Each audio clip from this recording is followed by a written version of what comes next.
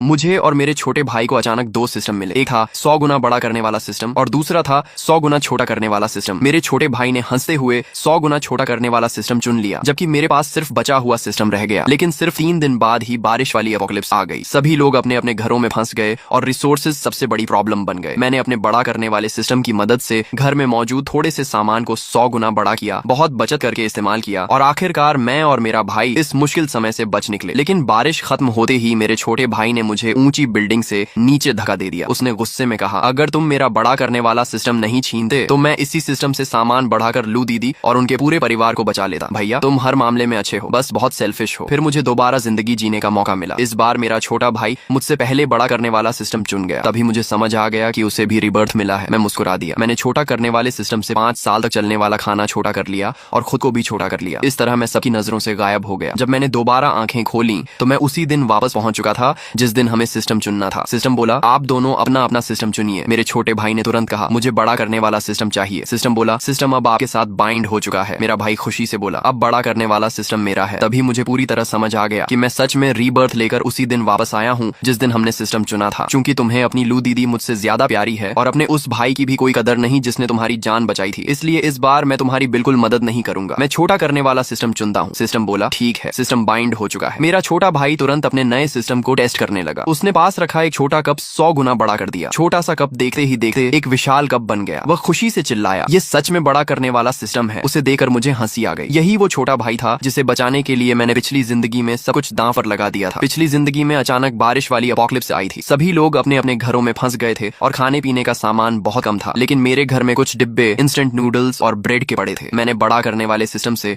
उन्हें 100 गुना बड़ा कर दिया और हम किसी तरह पूरे 5 साल जिंदा रहे। उस दौरान मेरे छोटे भाई की बचपन की दोस्त लू याओ सामने वाले घर में रहती थी। मेरे छोटे भाई ने मुझसे बार बार कहा कि मैं उनके परिवार के लिए भी खाना बड़ा कर दूं, लेकिन मैंने एपोकलिप्स में इंसानों पर भरोसा नहीं किया जा सका कहकर मना कर दिया। मेरी मदद के बिना लू याओ का परिवार 5 साल नहीं टिक पाया और बहुत पहले भूख से मर गया। मैं एपोकलिप्स से तो बच गया, लेकिन आखिर में उसी छोटे भाई के हाथों मारा गया जिसकी रक्षा के लिए मैंने सब कुछ किया था। सच में कितनी आयरनी की बात है। मेरा भाई मुस्कुराकर बोला, भैया, अब बड़ा करने वाला सिस्टम मेरा है। क्या तुम्हें मेरी जलन नहीं हो रही? आखिर मैं जो चाहूँ उसे बड़ा कर सकता हूँ, जबकि तुम्हारे पास सिर्फ छोटा करने वाला सिस्टम है। मैंने शांत होकर कहा, इसमें फर्क ही क्या है? सिर्फ एक सिस्टम ही तो है। तुम्हें पसंद है तो तुम रख लो, मुझे कोई फर्क नहीं पड़ता। जब उसने देखा कि मुझे बड़ा करने वाले सिस्टम में बिल्कुल भी इंटरेस्ट नहीं है, तब जाकर उसने राहत की सांस ली। लेकिन मैं अच्छी तरह जानता था कि इस बार वह जरूर सामने वाले परिवार को बचाने जाएगा और जैसे ही किसी को उसके सिस्टम के बारे में पता चलेगा, एपोकलिप्स में उसका सुरक्षित रहना नामुमकिन होगा, क्योंकि हर कोई उस सिस्टम पर कब्जा करना चाहेगा। मेरा भाई सोच रहा था कि उसके पास बड़ा करने वाला सिस्टम है, इसलिए खाने की कोई कमी नहीं होगी। इसी वजह से उसे आने वाली बारिश वाली एपोकलिप्स से